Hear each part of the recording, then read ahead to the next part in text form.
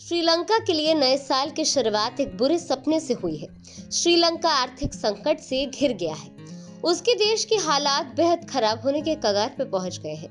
तमिलनाडु से भी छोटे और महज 2.25 करोड़ की आबादी वाले श्रीलंका की हालत की वजह क्या है, आइए जानते हैं। श्रीलंका की दिवालिया पहुंचने तक के कगार में कोरोना और चीन का अहम रोल रहा।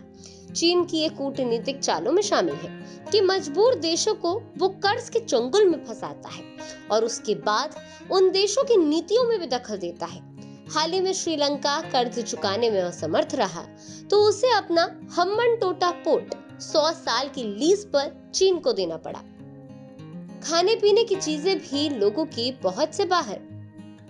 श्रीलंका में हालात का अंदाजा इस बात से लगाया जा सकता है कि वहां पर महंगाई ने आम लोगों की कमर तोड़ दी है।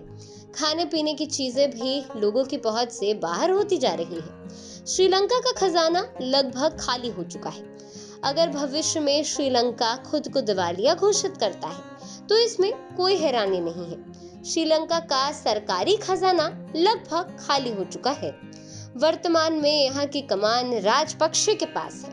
एक भाई गोटाबाया राजपक्षे राष्ट्रपति हैं और दूसरे भाई देशमहिंद्रा राजपक्षे प्रधानमंत्री हैं। पिछले साल राजपक्षे सरकार ने श्रीलंका में आर्थिक आपातकालीन स्थिति की घोषणा कर दी थी। श्रीलंका के लोकल अखबारों की माने तो यहाँ पासपोर्ट ऑफिस में लंबी लाइनें लगी हुई हैं। श्रीलंका में पढ़े लिखे नौजवानों में हर 4 में से 1 देश छोड़ना चाहता है। श्रीलंका के केंद्रीय बैंक के पूर्व उप गवर्नर विजयवर्देना ने चेतावनी दी है, आम लोगों के टकराव से आर्थिक संकट और गहराएगा। उन्होंने कहा कि लोगों की जिंदगी और मुश्किल होने वाली है। चीन के कर्ज में डूबा श्रीलंका। श्रीलंका पर चीन का 5 अरब डॉलर से ज्यादा का कर्ज है। पिछले साल श्रीलंका ने आर्थिक संकट से बचने के लिए 1 अरब डॉलर का कर्ज और लिया था। अब इन कर्जों का भुगतान करने की बारी है। अगले 12 महीनों में श्रीलंका की सरकार और वहां के निजी सेक्टर को एक अनुमान के मुताबिक घरेलू और विदेशी कर्जों के रूप में 7.3 अरब डॉलर का भुगतान करना है। इसमें 50 करोड़ डॉलर का अंतर्राष्ट्रीय सॉवरेन बॉन्ड भी शामिल है।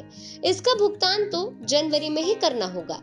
दूसरी तरफ नवंबर तक श्रीलंका का विदेशी मुद्रा भंडार 1.6 अरब डॉलर ही बचा था।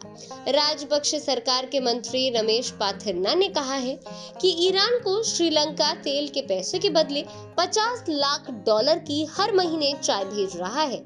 उन्होंने कहा कि इससे विदेशी मुद्रा की कमी पूरी करने में मदद मिलेगी।